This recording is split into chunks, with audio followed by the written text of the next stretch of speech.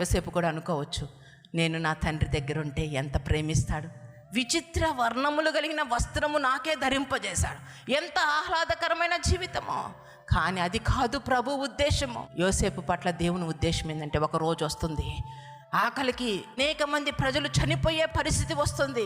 ఆనాడు యోసేపు ఐగుప్తులో నిలబడాలా, అనేక మంది ఆకలిని తీర్చాలా, చనిపోతున్న వారు బ్రతకాల. అది ప్రభు ఉద్దేశము. కుటుంబ సభ్యులలో నుంచి, వారి సహోదరుల నుంచి కూడా వేరు చేసి గొప్పగా నిలబెట్టాలా యోసేపును. అది దేవుని యొక్క ఉన్నతమైన ఉద్దేశం ఉంది. కాబట్టే యోసేపు ఆలోచనలు నెరవేరడంలో, ఈరోజు ఇక్కడ కూర్చున్న వారి జీవితంలో మీ ఆలోచనలు నెరవేరడం లేదా? దేవునికి స్తోత్రం, హల్లెలూయా. కానీ దేవుని యొక్క ఆలోచనలు మీ జీవితంలో నెరవేర్చబడుతున్నాయి. మన ఆలోచనల కంటే యేసయ్య ఆలోచనలు ఉన్నతమైనవి, శ్రేష్టమైనవి, ఎంతో ఎన్నదగినవి.